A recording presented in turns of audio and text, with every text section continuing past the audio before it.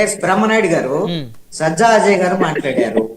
మాట్లాడిన దాంట్లో నేనేమంటానంటే ప్రమాదాలు జరుగుతాయి, విపత్తులు జరుగుతాయి, మనం వాటిని ముందస్తుగా ఊహించడం అనేటువంటి దాని విషయాల్లో నేనేమంటానంటే ఒక ఘటన జరిగిన తర్వాత ఆ విషయంలో కఠినమైనటువంటి చర్యలు తీసుకుంటే ఇంకొకసారి అలాంటి ఘటనలు జరగకుండా ఉంటాయి అనేటువంటి విషయాన్ని చెప్తాను.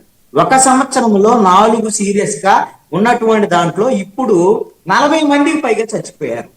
మీరు తిరుపతికి సంబంధించి ఏం జరిగిందో తెలుసు అని అంటే అది ఏం జరిగింది చెప్పండి.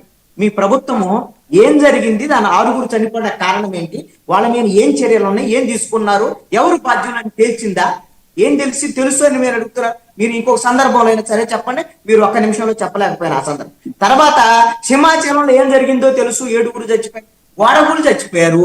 ఆ విధమైనటువంటి ఆ ఎవరైతే కాంట్రాక్టర్ ఉన్నారో కాంట్రాక్టర్ సంబంధించినటువంటి విషయంలో కానివ్వండి ఏం చర్యలు తీసుకున్నారు. అదే విధంగా మన బస్సుకు సంబంధించినటువంటి దాంట్లో ఈ చర్యలు ఏంటి, ఇప్పుడు సంబంధించినటువంటి ఈ విషయంలో కూడా ప్రైవేట్ వాళ్ళదేనండి. అసలు ప్రైవేటుకు సంబంధించినటువంటి వ్యవహారం అయినా సరే ఇంతమంది ప్రజలందరికి సంబంధించినటువంటి భద్రతకు సంబంధించినటువంటి వ్యవహారం ఇంతమంది ఒకేసారి గుమి ఉండటం అనేటువంటిది నేను ఇందాక చెప్పాను. క్లౌడ్ బరస్ట్ లాగా ఒక్కసారిగా వాళ్ళ పై నుంచి ఊడి పడలేదు వాళ్ళు. మనకి ఇంటెలిజెన్స్ వ్యవస్థ నెట్వర్క్ ఏ విధంగా ఉంటుందో, ఒక గ్రామంలో వ్యవహారం ఎలా ఉంటుందో, ఒక ఎట్టి అదే విధంగా గ్రామ కార్యదర్శి ఇలాగ 3-4 అధికారులు ఉన్నప్పుడు కూడా మనము అన్ని రకాల సమాచారాన్ని తెలుసుకునేటువంటి వ్యవస్థ ఉన్నటువంటి ఇప్పుడు డ్రోన్లకు సంబంధించినటువంటి విషయాన్ని ఎందుకు ప్రస్తావన చేశారు? అజయ్ గారు సమాధానం చెప్తారా? మేము డ్రోన్లు మొత్తం ప్రయోగించి ఇక్కడ అసాంఘిక కార్యకలాపాలు జరుగుతున్న అధ్యక్షులు ఇంతమందిని అరెస్ట్ చేశామని పోలీస్ శాఖ చాలా ప్రకటిస్తుంది. మీరు అలాంటి డ్రోన్స్ ఇంతమంది జనం వచ్చినప్పుడు ప్రయోగించి అసలు ఎంత జనాభా వస్తున్నది ఏంటి, ఎందుకు ఇలా ఉందని తెలుసుకోలేకపోయింది ప్రభుత్వం. బ్రహ్మనాయుడు గారు, నిత్యం రద్దీ ఉండే దేవాలయానికి అనుకోకుండా రద్దీ అయ్యే దేవాలయాలకి చాలా తేడా ఉంటుందనే విషయం పెద్దలు గుర్తించుకోవాలి ఫస్ట్ ఆఫ్ ఆల్. ఎందుకంటే నిత్యంగా ఆ దేవాలయం ఇప్పుడు మొన్నటి దాకా జరిగింది సందర్శన. ఈ రోజు ఆ దేవాలయం దర్శనం కోసం మొన్నటి నుంచి మొదలు పెట్టారు 4 నెలల నుంచి ప్రజలు. నిత్యం రద్దీ దానికి అనుకోకుండా జరిగిన దానికి ప్రభుత్వాలకి సంబంధాలు, ఏది ప్రభుత్వం ఏదో తప్పు చేసిందని మాట్లాడబడింది. శేఖర్ రెడ్డి గారు కూడా ఒక మాట చెప్పారు, చంద్రబాబు రాజీనామా చేయాలి, ఎవరు గుళ్ళకి వెళ్ళకండి చంద్రబాబు ముఖ్యమంత్రిగా ఉన్నప్పుడని. ఇదే వైసీపీ వాళ్ళు తిరుపతికి ఎన్నిసార్లు పోయారు ఈ సంవత్సర కాలంలో? సేఫ్ గా ఇంటికి పోయారు కదా.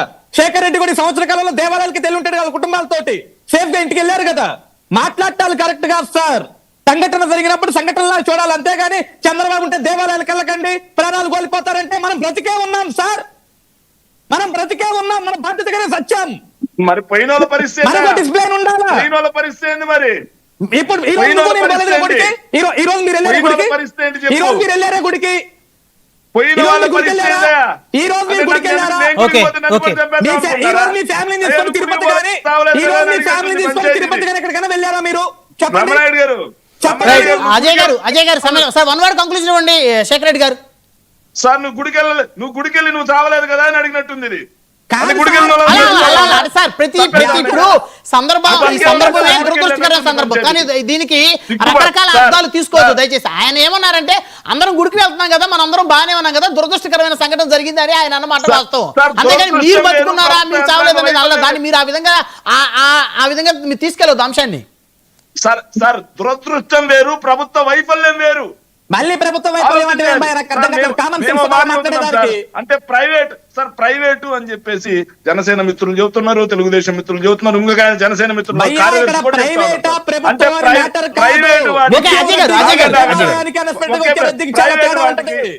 అజయ్ ప్రైవేటు వారికి ప్రభుత్వం బాధ్యత కల్పించదా? వాటికి కూడా ముఖ్యమంత్రి చంద్రబాబు నాయుడు గారా కాదా? కేవలం కరకట్ట ఇంటికి మాత్రమే సారీ వీళ్ళ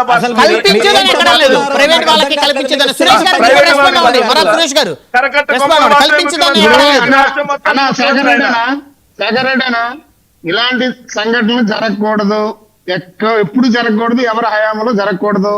నెక్స్ట్ ఏంటంటే అధికారులు గాని అలాగే మనం గాని ప్రజలు గాని ప్రతి ఒక్కరు బాధ్యతగా ఉండాలి.